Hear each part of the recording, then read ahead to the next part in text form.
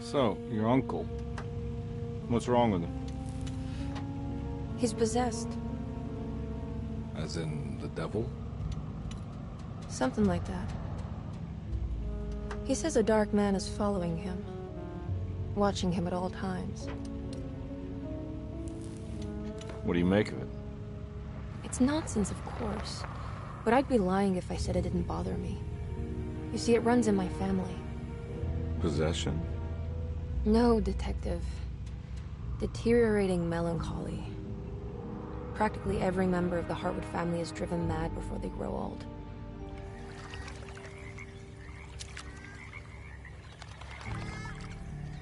But Jeremy didn't kill himself.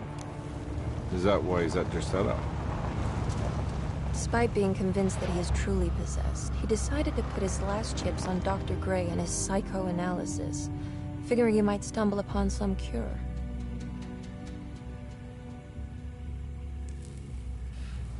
You mentioned the letter. I received a disturbing letter from Jeremy accusing the staff and all the other patients of being involved in some cult. And now they are also out to get him. Could it be real? Or is it all just in his head? It's a story he tells himself, Mr. Carnby. Anything to avoid the truth. Which is?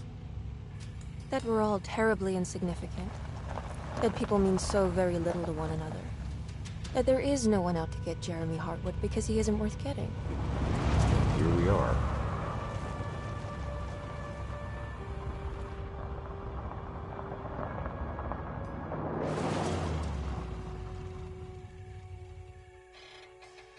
My uncle's not well, Mr. Carnby. I want to make sure he's all right. Then what's my part in this? You couldn't get a cab? I just wouldn't feel safe going alone.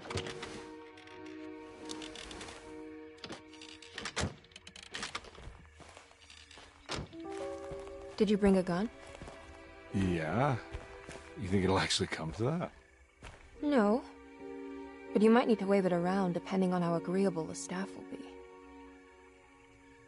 What exactly are we gonna do when we find Jeremy? I don't know. Let's just find him first.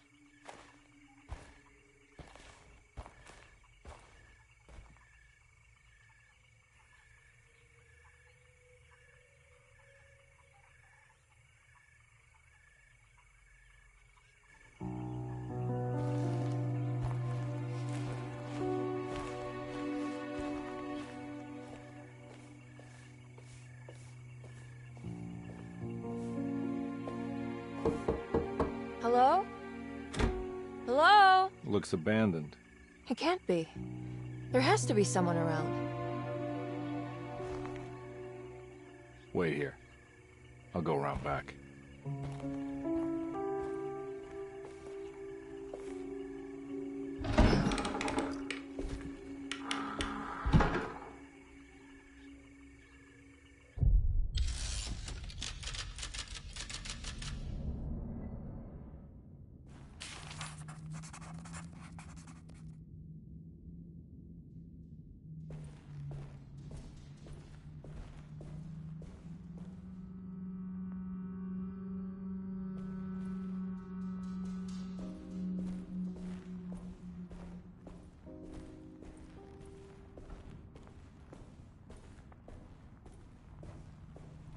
Now what do we got here?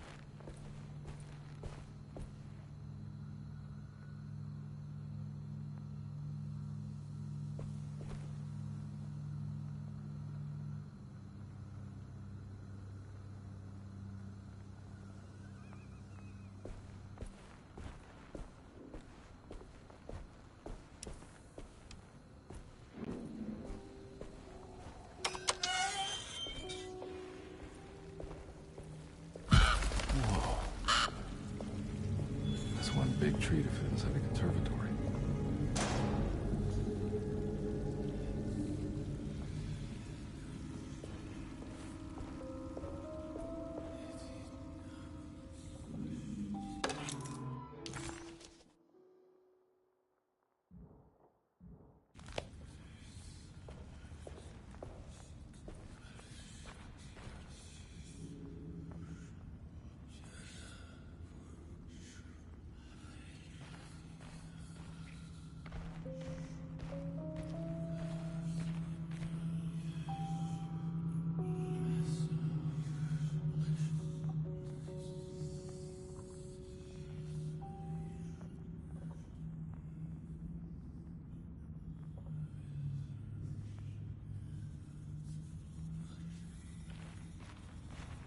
Huh?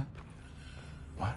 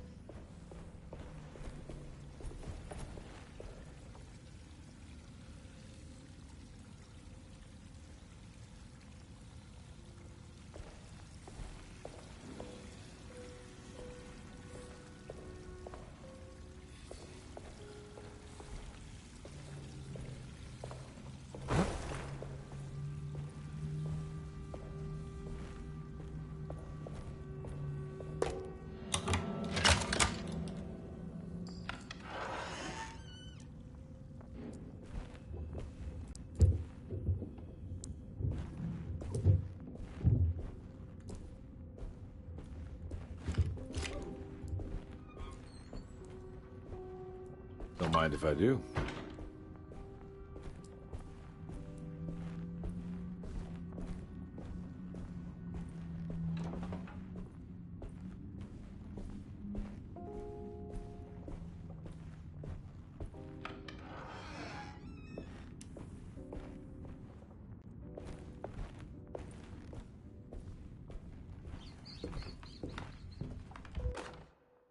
Every day your silence weighs a little heavier. It's been a difficult year for everyone, and many have lost all hope. I read in the papers about people suffering. Pictures of dust-covered landscapes without a drop of water. I wish I knew if you were still tending the earth or if you had turned your back against us. I have started to look for help elsewhere. I pray you will tell me if I am going down a path that you find disagreeable. With help from Baptiste and Charlotte, I found comfort in the practice of the voodoo. I have long been skeptical of that Caribbean cult, but it's been of good use to me. It seems all harmless in my book. I say some words dreamt up by the Creoles, and I carry around a small pocket of gree-gree. Nothing of this is mentioned in the Bible, of course, but the French Quarter priestess tells me it's all connected. She says the Christian God is just one more perspective on the creator of things. That's what I like to think, but the other way around, that the spirits of her faith are just aspects of you, our Heavenly Father. I am so grateful for the words you gave Mr. Hartwood. We will sing your praises at St. John's Eve. The world will be blessed soon again. Only the sacrifices of the Old Testament compare to your demands. Let it be the truth. A mother of earth, wood, and dirt. A mother of 1,000 young. Sacred sand, $1. Black cat oil, $1.50. Devil shoestrings, a quarter. That makes $2.75, madame. What was that you were telling the doctor? A goat without horns. What does that mean? You must have misheard me, madame. I said no such thing. Please, I know I don't look like any of you, but I'm devout. I'm ready to do what it takes. Do not be so eager to sacrifice the few things you have left, madam. Now please, leave my store. A goat without horns.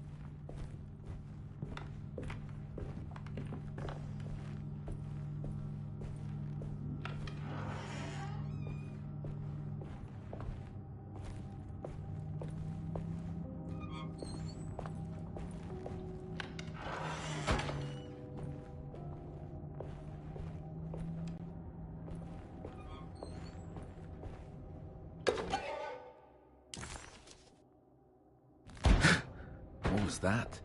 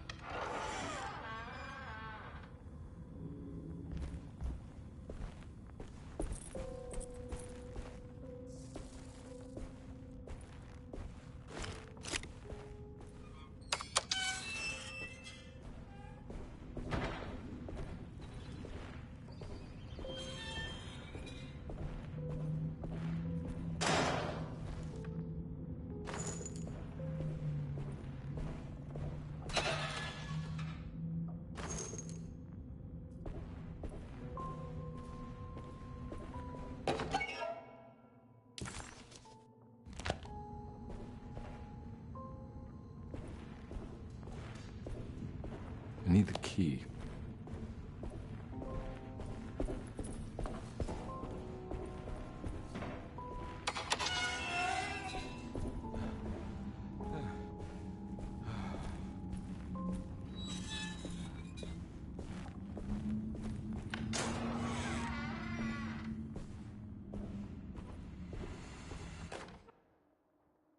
Please do not touch the boiler.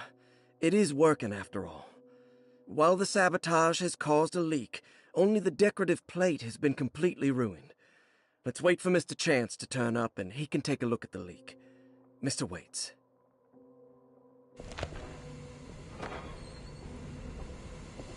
That doesn't look safe.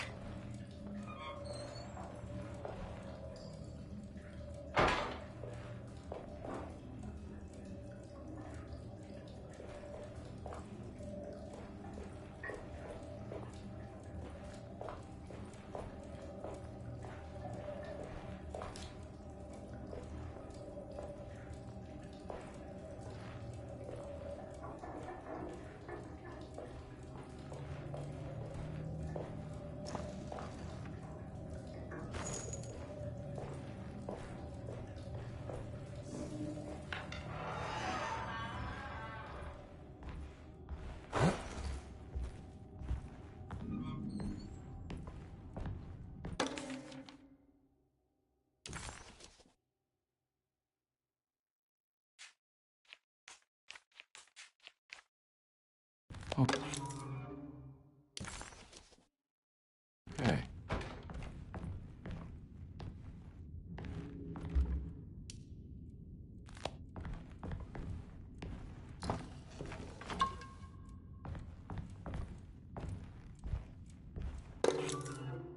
Sunday, June 22nd. I spent all day looking for Jeremy. I should have cared for the others, but I'm scared that he will do something irreversible. Cassandra is upset that I didn't give her the latest shipment of pain medication that Waits brought from the post office yesterday. I would have given it to her, but the company didn't send a new key this time around, so the box is just sitting there on my desk. They must have figured we had plenty of their gimmicky keys by now. I only remember seeing one lately. Grace was playing with it inside the grand parlor. Unless it turns up by itself, it will have to wait. I have to figure out where Jeremy is. I think Jack knew something. That dog of his found a strange rot permeating the house. She's showing us, he said. Like those blots and streaks of fetid rot was talking to him.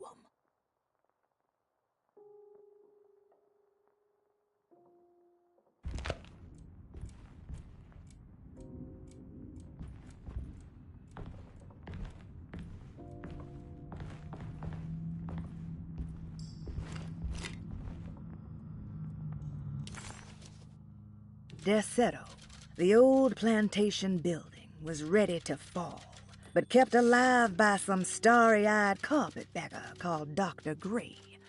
Seeing how the staff couldn't even be bothered with answering the door, Detective Comby figured they would just head inside and grab Jeremy. He just needed to open the front door for Emily first, so she could talk to her uncle.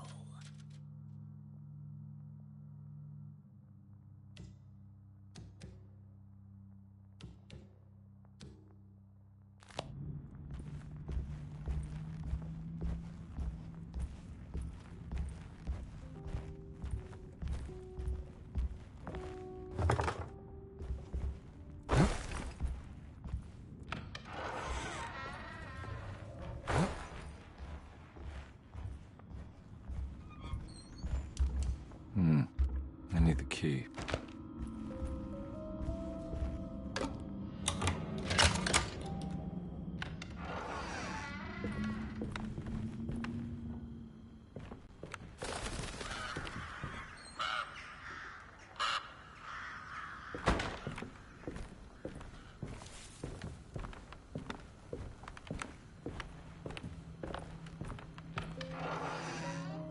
Oh.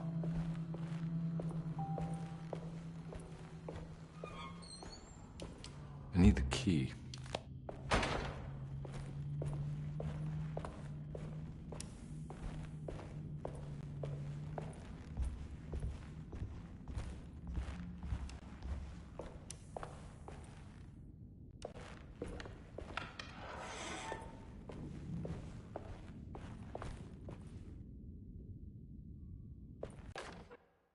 The Great Depression. President Hoover raises tariffs on over 20,000 imported goods in an act to protect American labor. Following the collapse of the Wall Street stock market on October 24 last year, American industry has suffered greatly. Thousands of companies have gone bankrupt and left a large part of the American workforce unemployed. In an attempt to turn the tide, the Smoot-Hawley Tariff Act has been signed by President Herbert Hoover. By regulating commerce with foreign countries, the government hopes to encourage the industries of the United States to compete with cheap foreign imports. Superstition on rise. New Orleans voodoo stores and spiritual mediums see increased profit during troubled times. While the market has faced hard times ever since Black Thursday of last year, voodoo doctors and snake charmers see significant rise in number of customers. With the coming Eve of St. John on the 23rd, the police expect increased cult activity around Bayou St. John, the southern shore of Lake Pontchartrain. Voodoo rituals in that area on the Eve of St. John have a long tradition reaching back to the first snake worshippers brought as slaves from West Africa. During the 19th century, its practice was popularized by the legendary Marie Laveau, and has since been embraced by many of the Creoles and the surviving aristocracy of the French Quarter. Author seeks asylum. Rumors regarding author Cassandra Beauregard making Derceto her home verified. Derceto Hospital is an old plantation building on the eastern shores of Lake Pontchartrain. While often considered an asylum for the insane, residing Dr. Elmore Lee Gray prefers to think of it as a convalescent home, a place where you can go to rest. The patient list is kept secret, but thought to include many of the black sheep of wealthy families, because at Derceto, treatment does not come for free. Local author Cassandra Beauregard has now been confirmed by her own admission. She's been lauded as a powerful Creole voice and written many successful books. Lately it was reported from Hollywood that she has finished a moving picture manuscript titled Slaughter Gulch. That film is set to hit the theaters next year.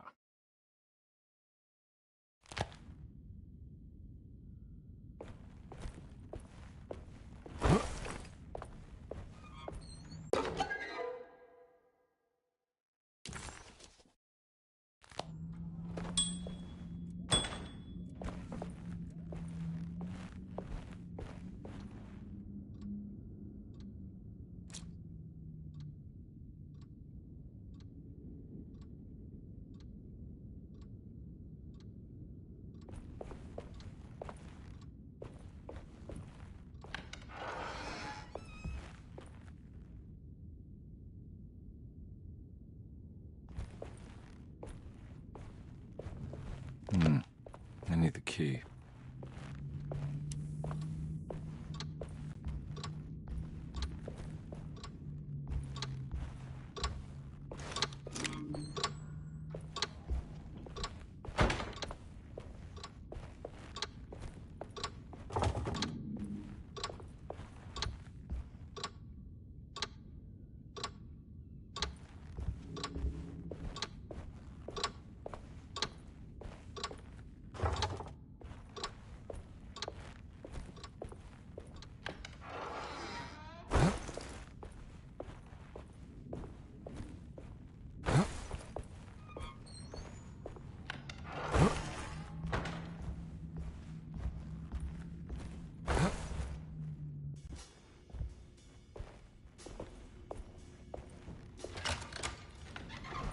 Thanks. What are you doing? Who are you? Whoa, pardon me, excuse me. My name is Edward Carnby, private investigator. I hope you don't mind we let ourselves inside. I do mind. This is private property. You can't just barge in here. I'm sorry about all this, but I'm looking for my uncle. It's urgent, and no one was answering the door. We can't hear you knocking anymore. None of us can. Who is your uncle, darling? Jeremy. Am I right? She has that Heartwood gloom, doesn't she? That's right. I'm Emily Heartwood. I just came to make sure my uncle is all right. Well, he is unavailable right now. You will have to come back another day. Unavailable how? Is he sleeping? We can wait. He's lost. Don't I know you from somewhere? Who's your man again, Miss Heartwood?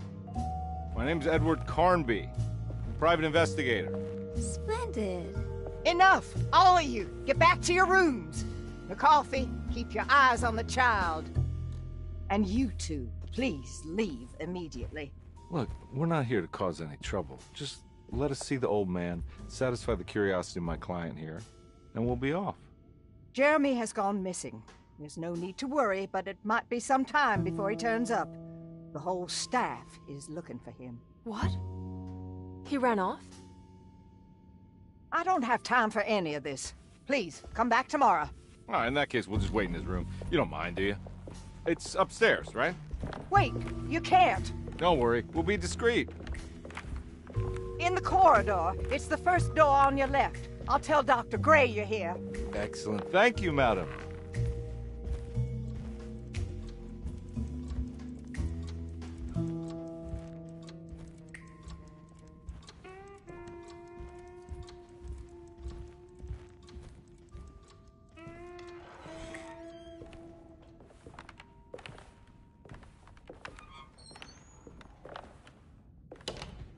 All right, here we are. Let's look around. See if we can dig up any clues.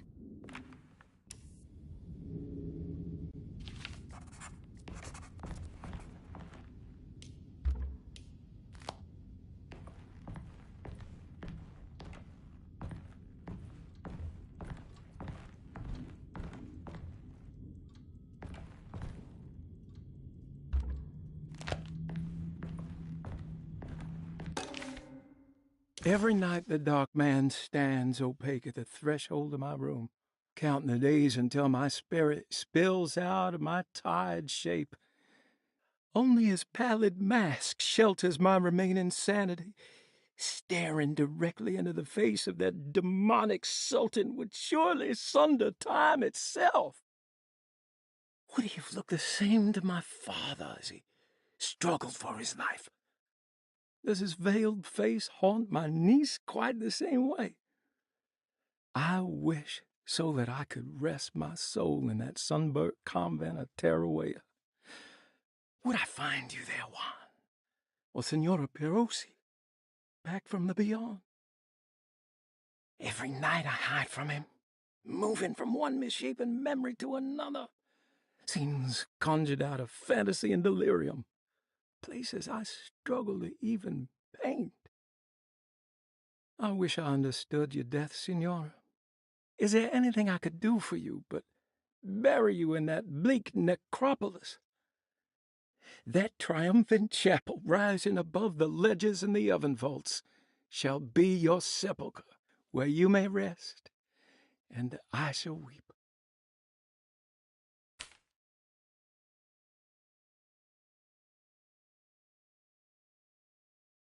How did you first come to understand such things, Senora? How did you know that the battered boiler in the basement would lead me to Lafayette Cemetery? Or how the old upstairs clock, with its astronomical motifs, would take me to that hateful mound outside of Claremont Harbor? Those are my memories, my past. Is there perhaps a chance, if ever so small, for me to see Tarawea? Oh, I want that more than anything. Please, let my talisman take me there. Let me sit with Juan under his Bodhi tree. Despite having sold me that talisman, Miss Jackson, the voodoo priestess, revealed none of her secrets to me. That's why I had to travel to Tonka. Instead, she cruelly told Baptiste, my caretaker, that he would be betrayed and killed in the most awful way, that the one he loved would pierce his thigh with a sharp spear, and that he would be devoured by his own mother. What a terrible thing to say. The people of Deseto are becoming dangerous. They do not understand what they are doing. I must do something to stop them. I tried talking to Dr. Gray, but he confuses my worries. He's caught up in treating me. How can he expect evil to be cured with medicine and conversation? The orderlies, the housekeeper, and the patients are all deranged. They will call upon evil to enter this world. All will be lost. Everything. Unless I can find the clerk, Mr. Waite. He seems to be a clear-thinking man. Maybe Beauregard.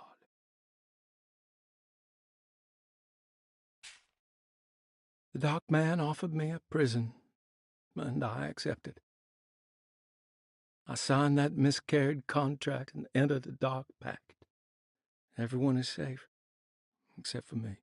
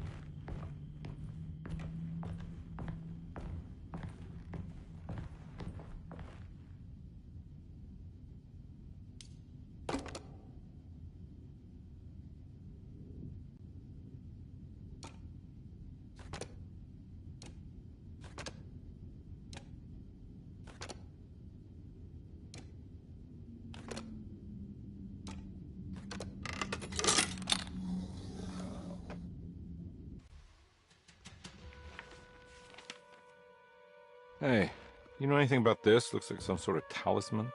No, I don't. Oh, help me out here, will you?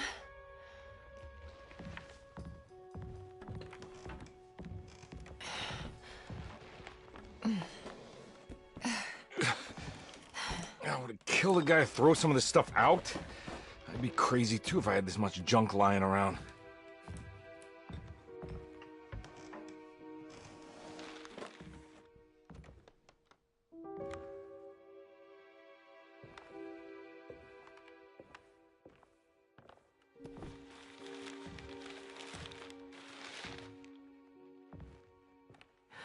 Oh, wow. That's striking. I want to save this one.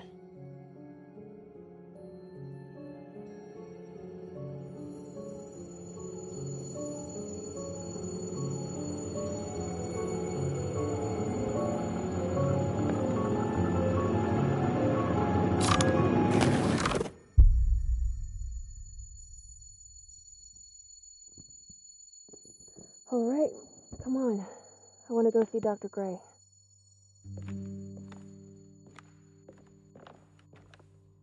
Come on, let's go. Yeah, I'm coming.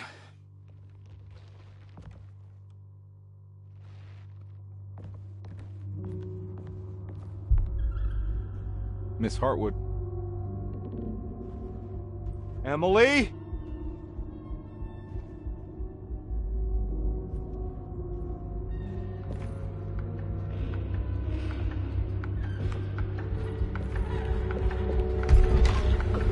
What the hell is going on? Where am I?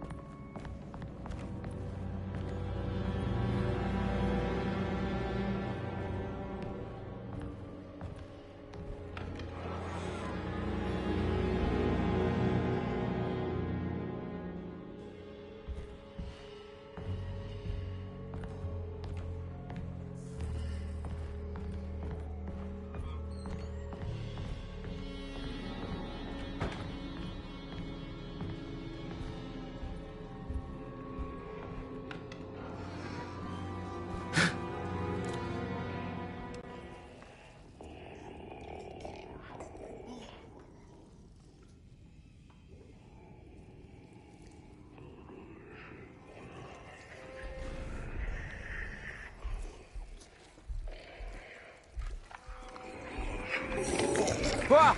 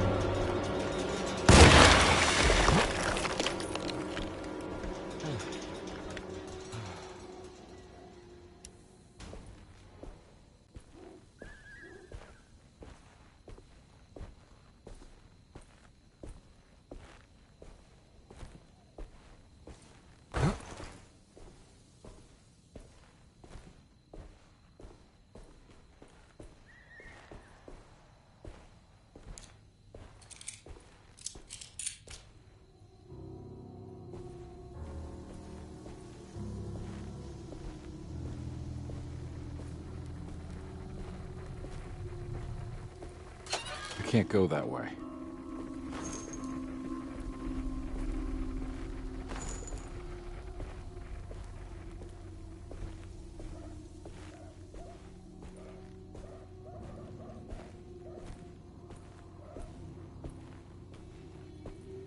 What the hell is going on?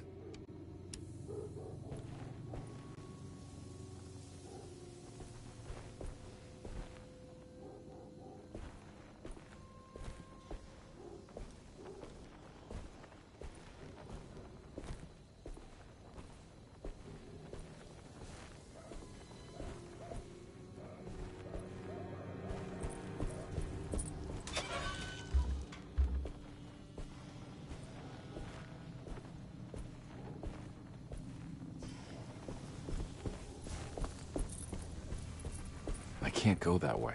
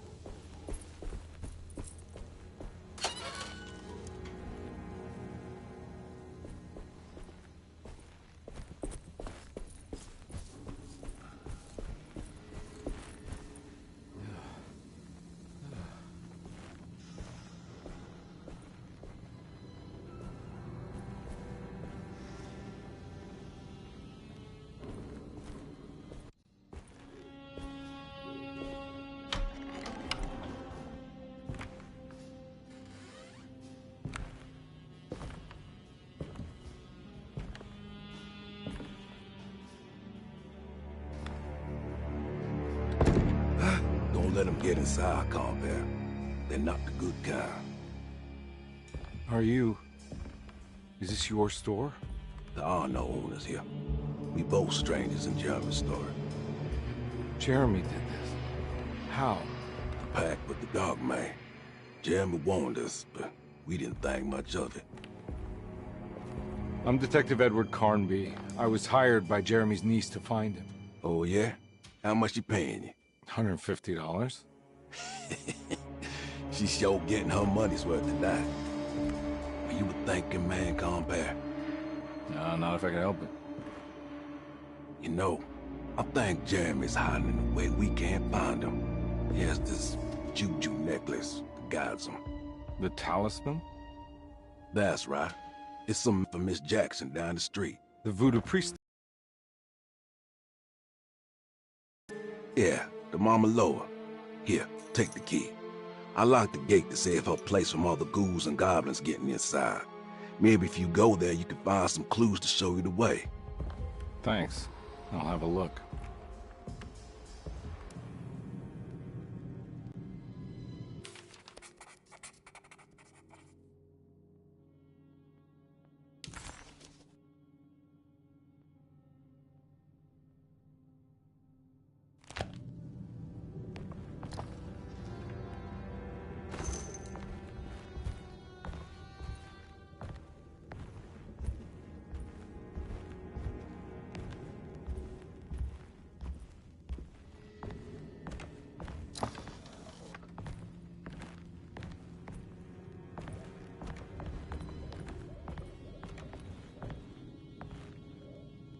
You want to come along? Nah, I'm gonna stay here for a while.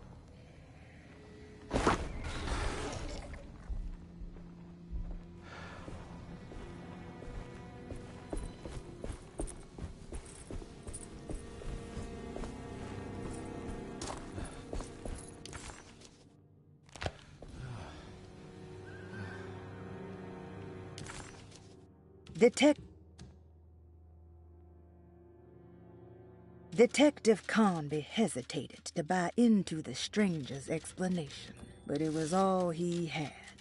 Baptiste, this mountain of a man, seemed to suggest that this other world they had been pulled into was built from Jeremy's scattered memories. It sounded crazy to him, but Conby couldn't exactly deny the situation he found himself in. Baptiste believed Jeremy was able to move freely between worlds using a talisman he got from Miss Jackson, a voodoo witch doctor that made a good living from alleviating the rich from their ailments and their money.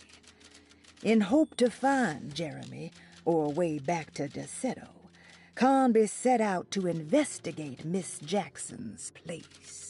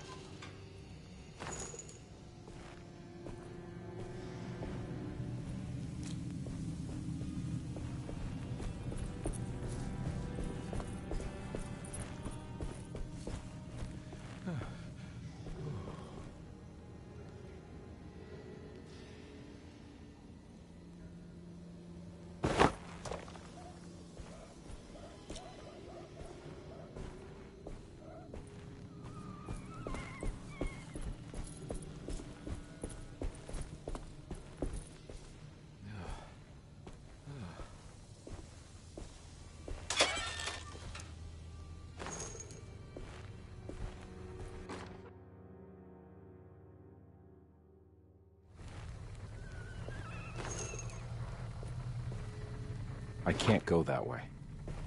Ah!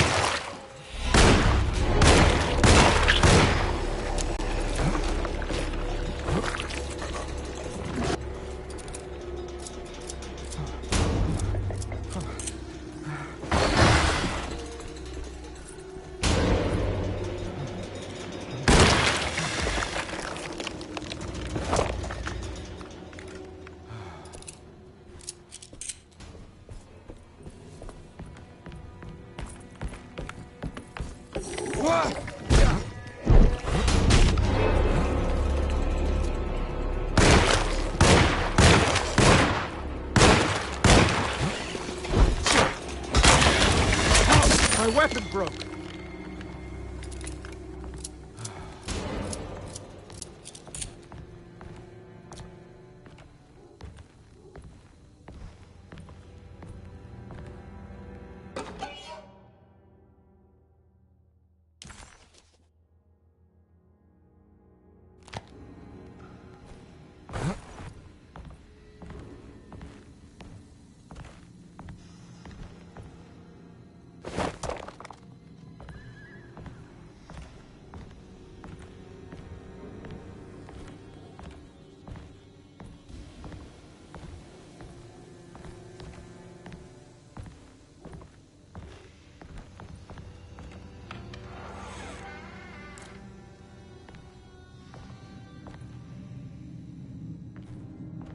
I recognize this place. It's Miss Jackson's seance parlor. Let's see if she's got any information on Jeremy's talisman.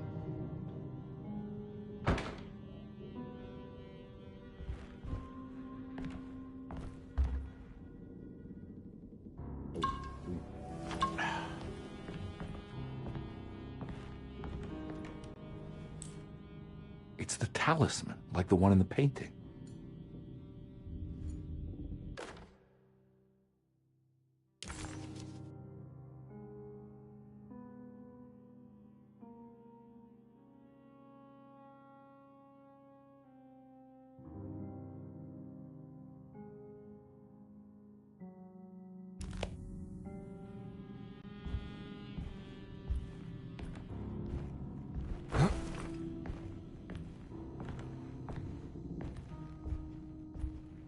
I think it's meant for the talisman.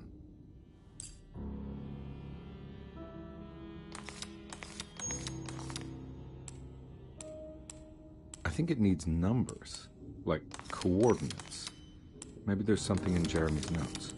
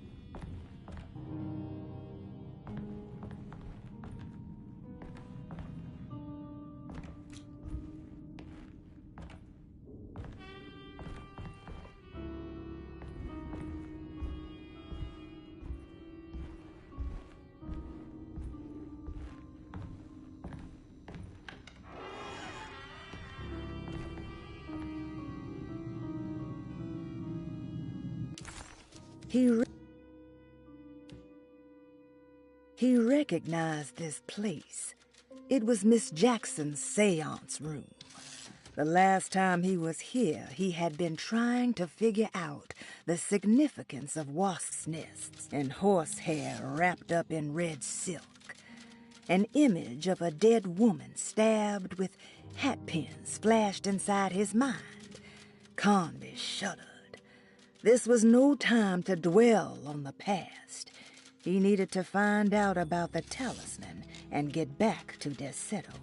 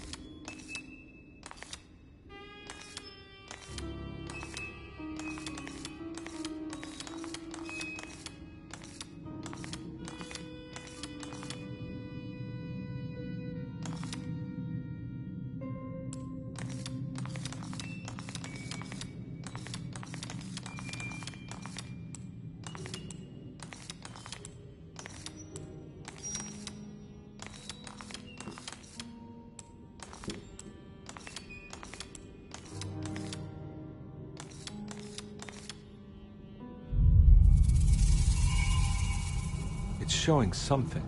A place? Where is that?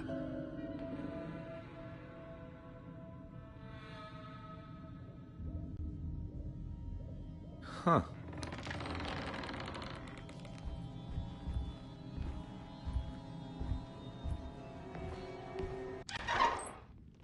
Detective, I was wondering when you were going to show up.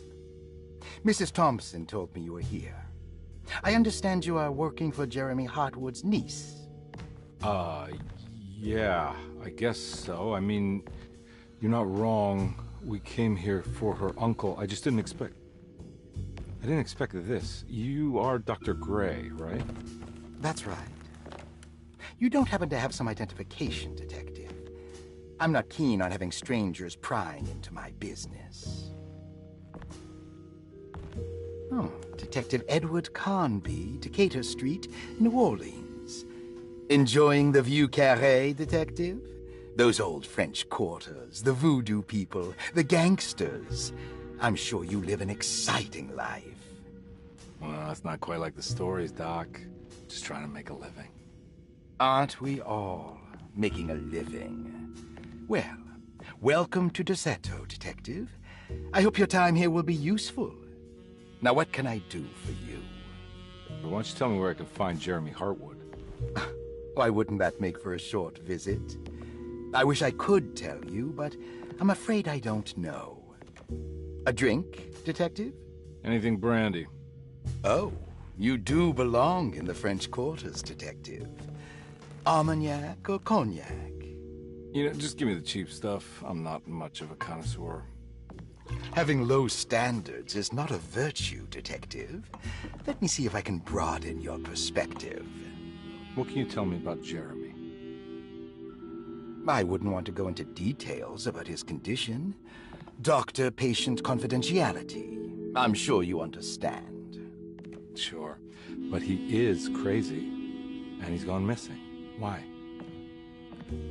Here, try this. Ooh, it's good. Got a bite? It's called a sidecar. The trick is not to be afraid of the tartness of the lemon. Then, for goodness sake, don't overdo the triple sec.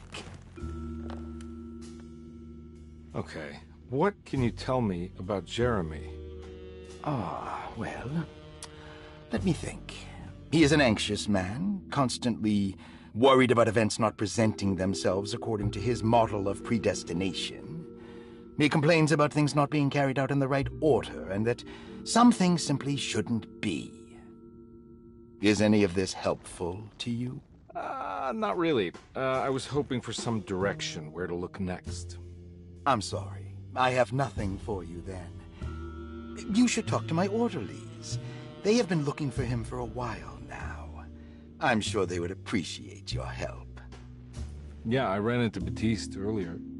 Come to think of it, he might have given me a lead. Oh, excellent. So your investigation is already underway. I'm gonna go, but I'm sure we'll meet again. Looking forward to it. Safe returns.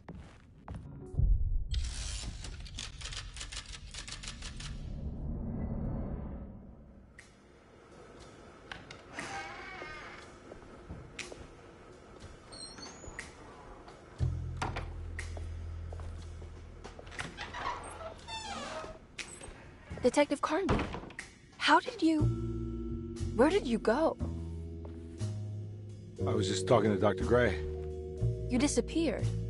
No, it's not what you think. Have you found anything strange going on here? Yes. Everyone is being incredibly evasive and I can't figure out why. No, I mean something you can't explain. Paranormal, even. Detective, I really need you to get yourself together. I can't do this alone. Forget it. I'll figure it out. Do you want to come see Dr. Gray? No. I want to try something. With this talisman, I think I can follow Jeremy to the place he mentioned in the book. What was the name? Do you remember something Spanish? Tarawea. Yeah, that's where I need to go. Detective, are you gonna be all right? Yeah, of course. Go talk to Dr. Gray. We'll rendezvous later.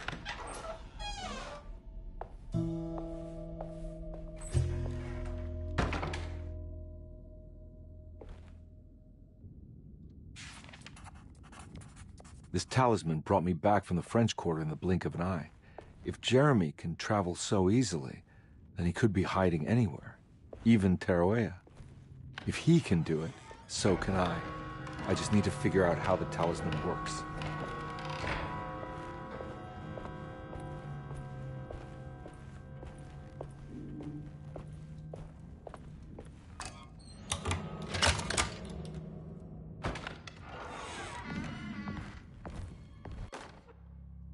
Saw your notice in the boiler room. You should know Mr. Chance won't be coming back. I got no business being in there myself, but you can take a valve from the wine cellar if you want to try to stop the steam pouring out. Be careful.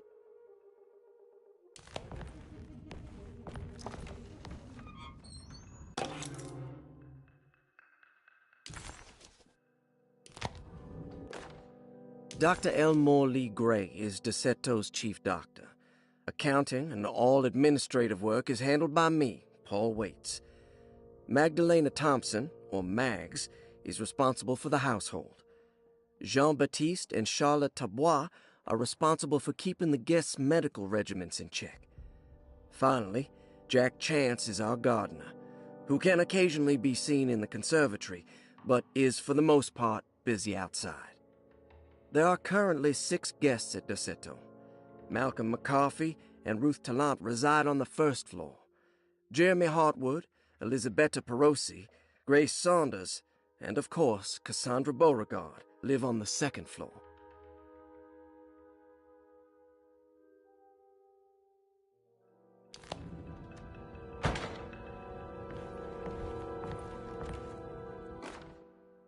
Paul, you're right about the plates on the boiler and the clock. They have been sabotaged, and I think I know who did it. They have something to do with Jeremy's episodes and how he seems to disappear at night. Right now, it's important that you keep an eye out for any of the pieces. I want to find out if I can repair the plates. Let me know if you find any of them. Lottie. Tell...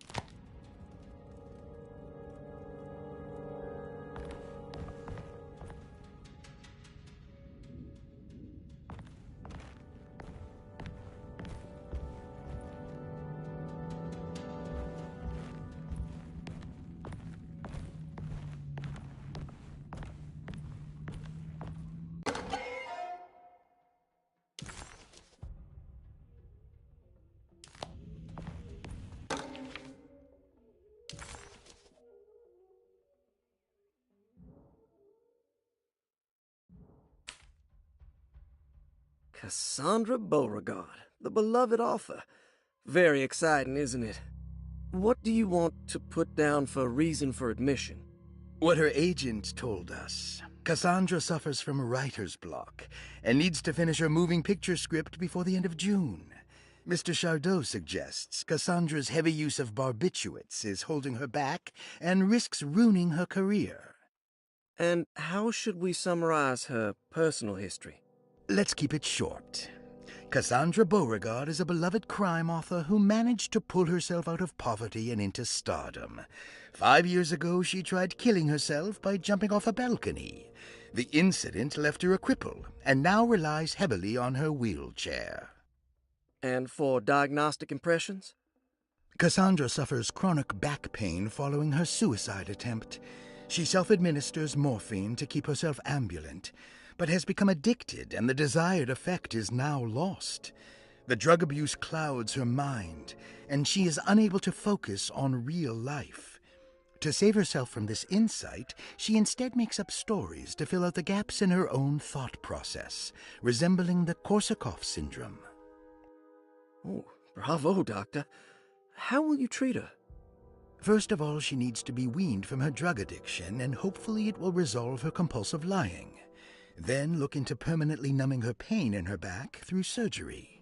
Finally, deal with her suicidal thoughts. Fantastic. With such a short time before June, I really hope she gets better soon. We will do what we can. Grace Saunders, 11 years old. Reason for admission?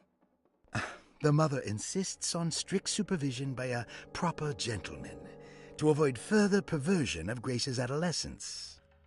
Personal history? Grace's family possesses modest wealth and status.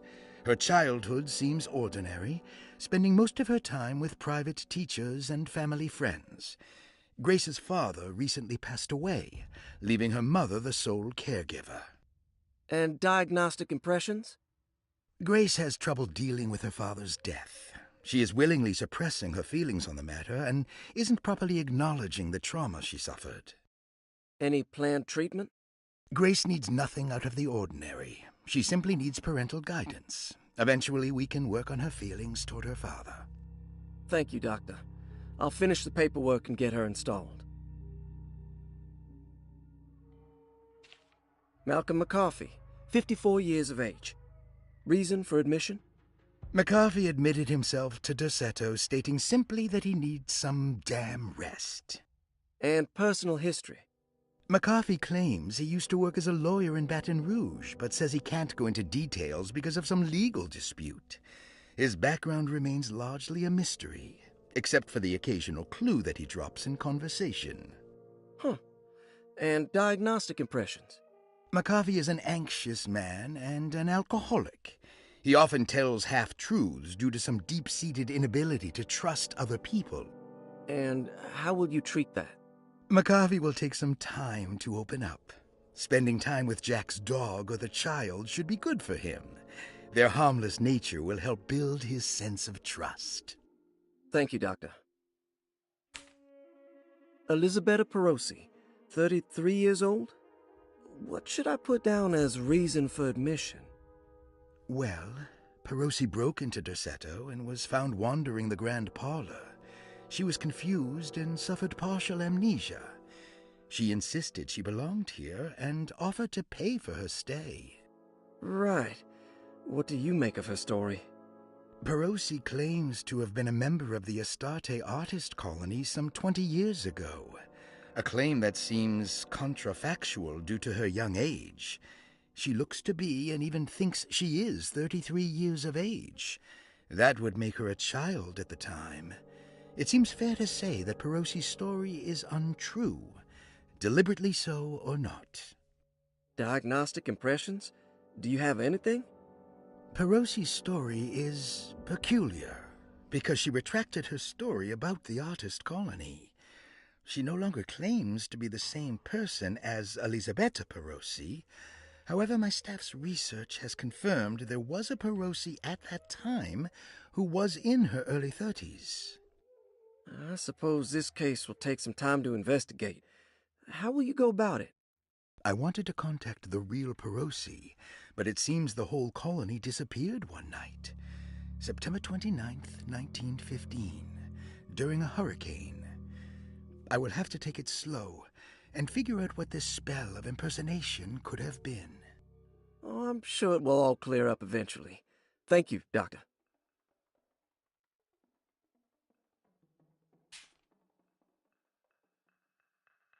Ruth Talon, 29 years of age. Reason for admission? Ruth's father wishes that his daughter be removed from New Orleans nightlife for the foreseeable future. He fears that her overly free spirit is tarnishing the family's reputation. Sounds simple enough. Personal history? Ruth comes from considerable wealth. Her family owns several hotels and restaurants. Unlike the rest of the family, her sense of adventure has taken her around the world, including France during the Great War as a photojournalist. The last decade, she has provoked many rumors of being a debauched flapper, bordering on nymphomania. And diagnostic impressions? Despite her father's frivolous reasons for her to be admitted, Ruth does seem to provide an interesting case. She is refreshingly open and doesn't shy away from talking about her life during the war or her continuous celebration after returning to the States. She is admittedly a sexual deviant and feels no remorse. And her treatment plan? Simply staying at Derceto should do wonders for Ruth. If not, at least for her family's reputation. Ruth doesn't need to change, but with therapy I might be able to share with her some sympathy towards her family. I doubt she will settle down and become as dull as the rest of them, but at least she might try to be more discreet in the future.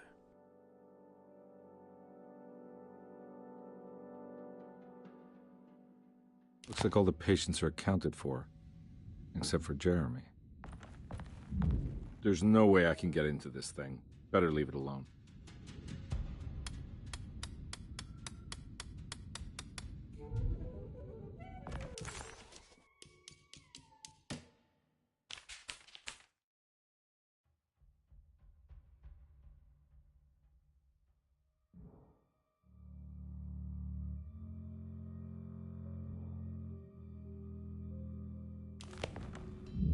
There's no way I can get into this thing. Better leave it alone.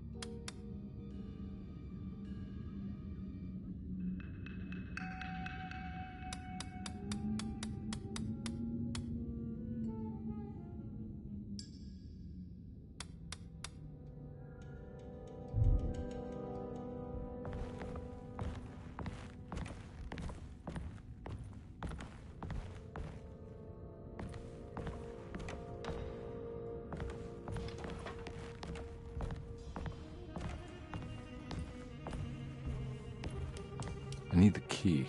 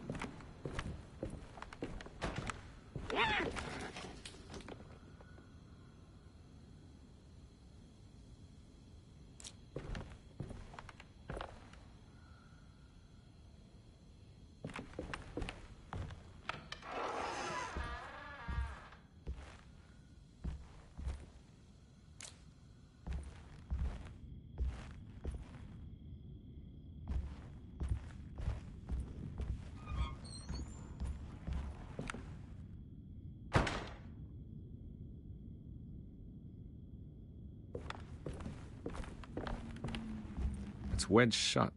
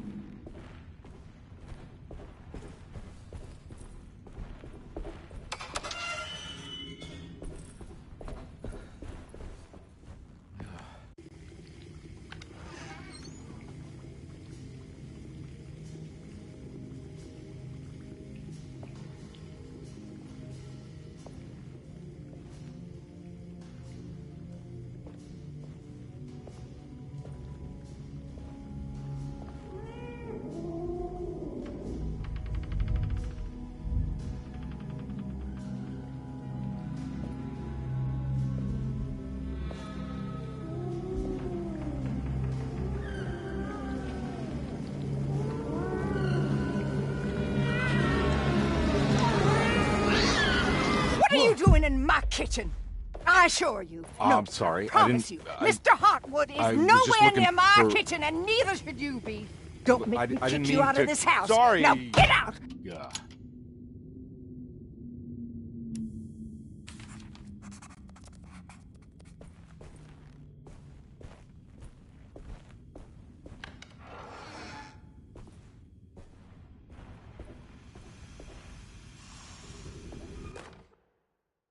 You know, Mr. Waits, I saw a piece of the plate that Liza broke. I think she's been hiding them. She's not very good at it. She just chucked it into the little room with all the tools behind the boiler. I left it there. I didn't want to embarrass her by picking it up while she was looking. We went upstairs instead and played backgammon. I let her win, because she's so unhappy. The piece looked like the one on display in Cassandra's room. You know about that one already, right? Or is your eyesight really that fuzzy? I hope you don't feel bad about your glasses. You only look stupid when you squint. Maybe if you had more eyes, you would see these things. I wish you had all the eyes you needed. Your best and favorite guest, Grace. It's stained. Looks like some kind of rot. It's another plate for the talisman. Like the other one, it's broken and missing some pieces.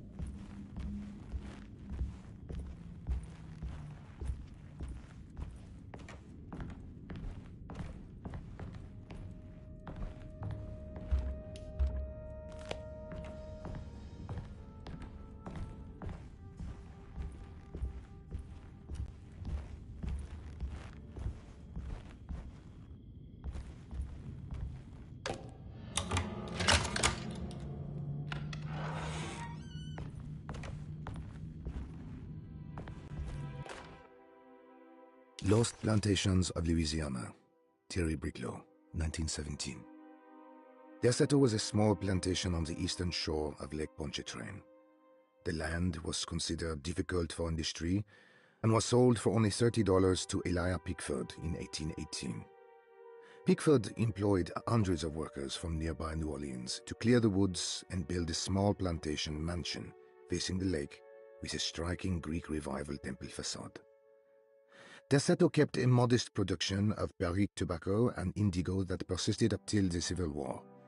During the antebellum era, Derceto was the source of many rumors concerning voodoo and witchcraft.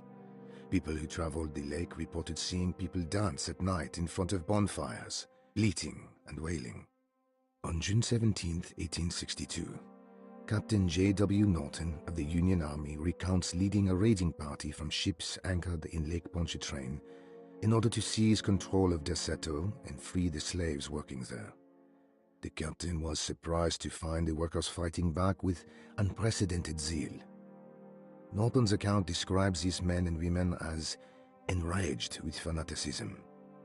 Pickford reportedly tried to placate the raiders, but was shot in the confusion. Captain Norton left the mansion burning and retreated to his ships with his men. Derceto was left in ruins for several decades. The ownership of the land was long disputed and returned to the Ledoux family in 1901. Several police reports were filed during the following years as the Ledoux tried to get rid of a camp of squatters on their land. The police made several visits to remove the trespassers, but the people kept returning. On November 1st, 1907, Inspector Legrasse of the police charged a deadly attack in order to save several children kidnapped by the squatters. Many were killed, and even more were jailed. The following year, Ledoux rebuilt Derceto, incorporating the surviving stone foundation and adding a magnificent wrought iron conservatory. The farmland had been reclaimed by the surrounding woods, so it was no longer profitable to use as a plantation. Instead, the house was turned into an artist's colony. The Astarte Artist Colony was a successful group of artists, including figures such as painter Heinrich Cassel and poet Nora Keith. The group was also known for their beloved Mardi Gras crew called the Pirates of Pontchartrain. On September 29, 1915, a tropical hurricane tore through Louisiana, causing Lake Pontchartrain to flood New Orleans. Due to the remote location of Derceto, it took almost 2 weeks for outsiders to learn that the artists' colony was abandoned. The 12 residing artists had all vanished without a trace. The empty mansion of Derceto still stands on the shore of Lake Pontchartrain, with much of its temple facade intact. The Ledoux family currently has no intention of repairing the house.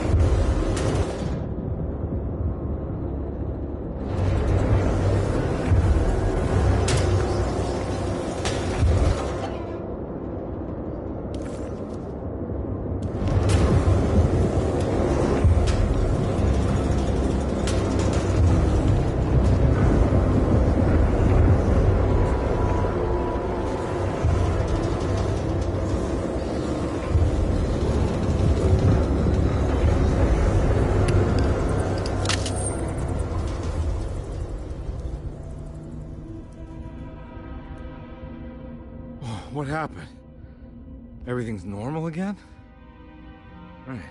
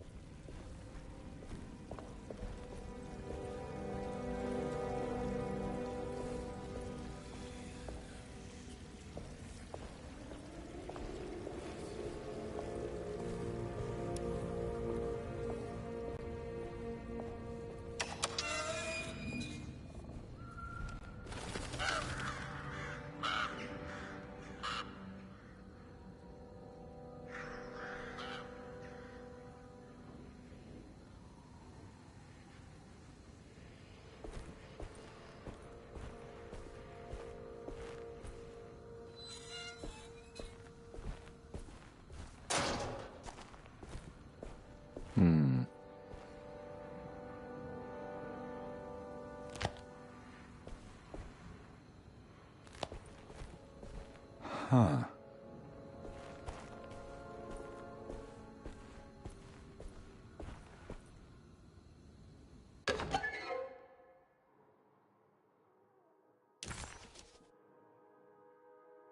This can't be real.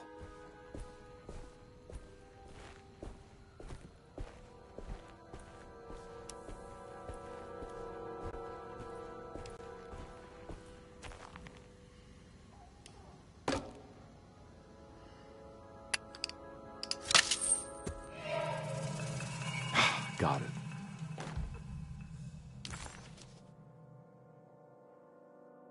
Okay.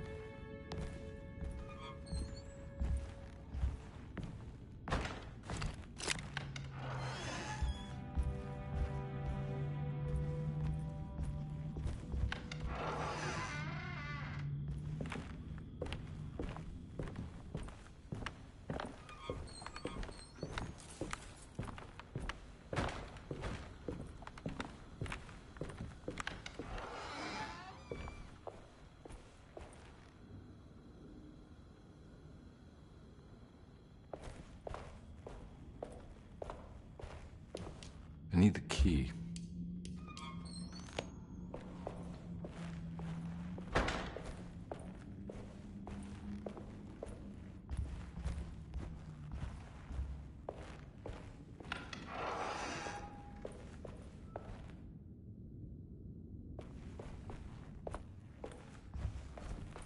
I'm not gonna walk out of this now. I need to help Emily save her uncle.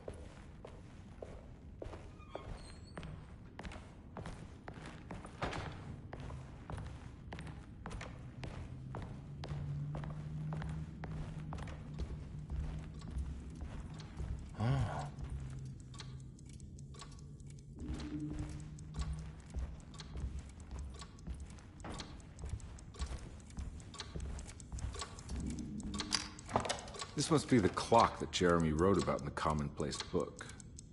Huh. Looks like the plate that held the talisman in the seance room. But it's broken and missing some pieces.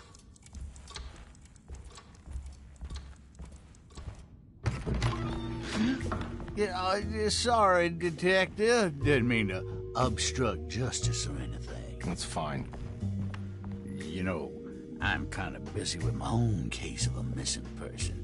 I was wondering if you've seen Grace, a girl about yay high? I can't say that I have. Why are you asking? Well, I'm looking for her. Is she in trouble? No. She's just hiding somewhere.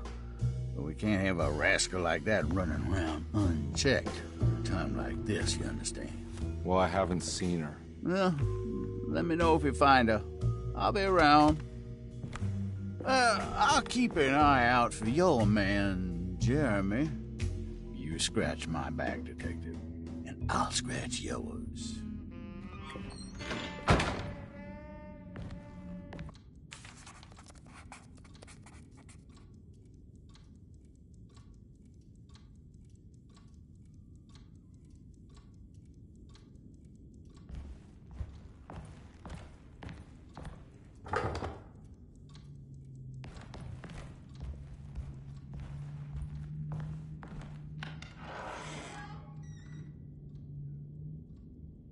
Looks like everything's back to normal here.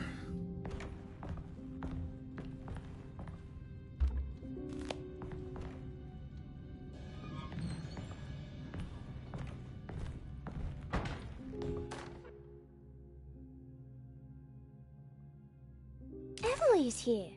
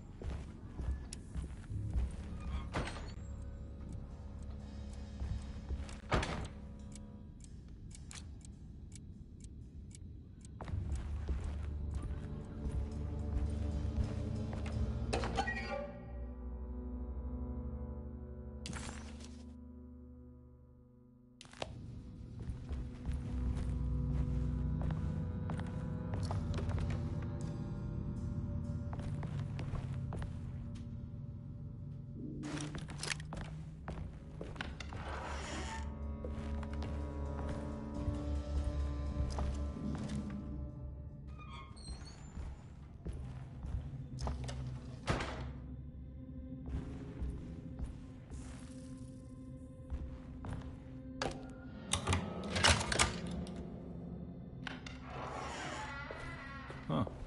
How eccentric. I did it! I crossed the thresholds to my intended destination without a focusing device. My talisman now knows these roads, and I have no need for the plates. I can find my way to Lafayette as easy as I find my own room.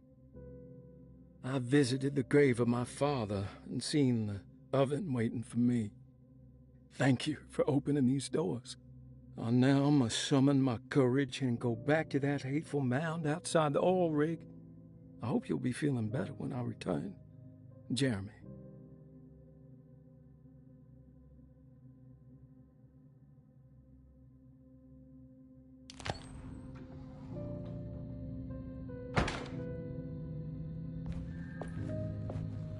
What are these symbols? Looks like alchemy or star constellations.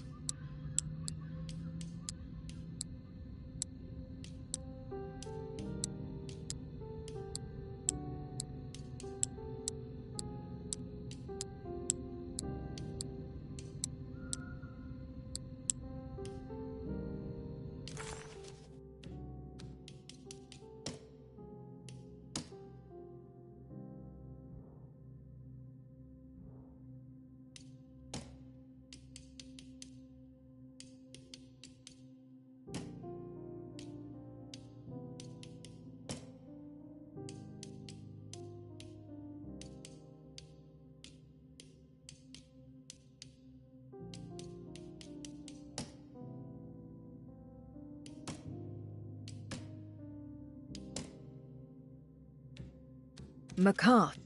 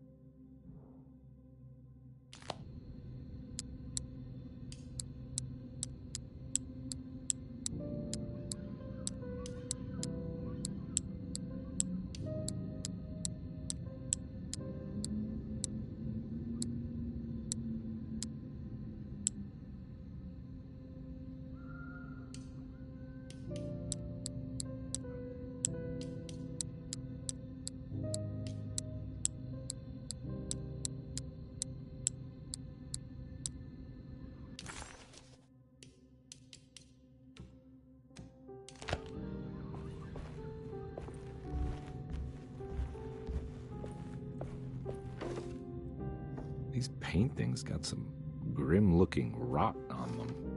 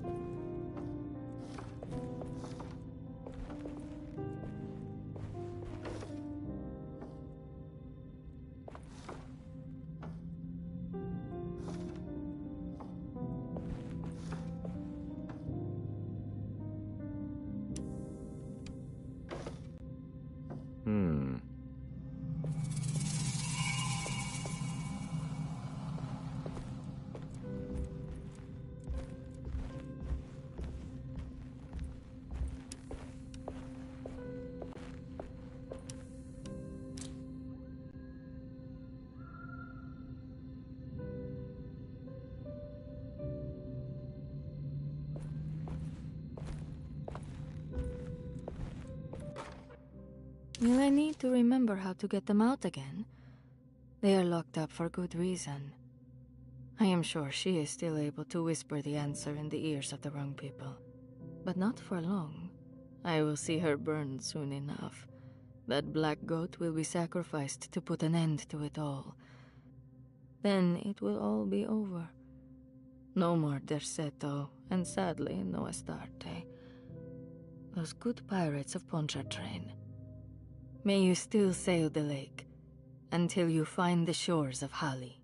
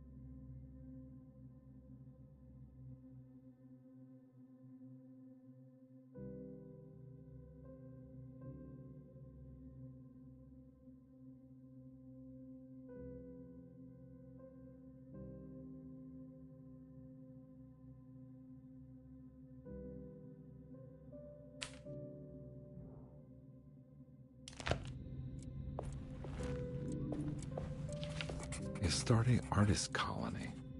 I remember hearing about their disappearance. Must have been 15 years or more now.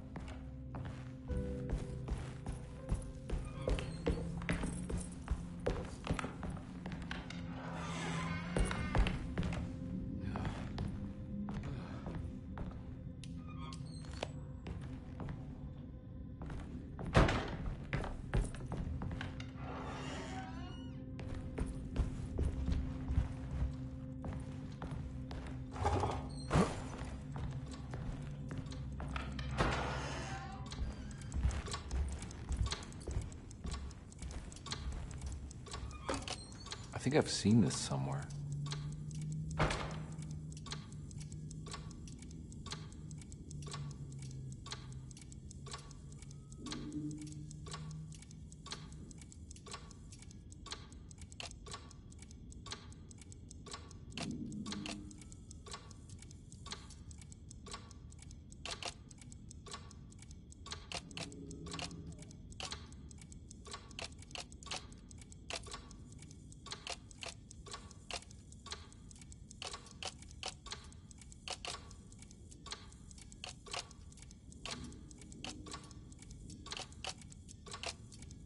There was something in the Commonplace book about this.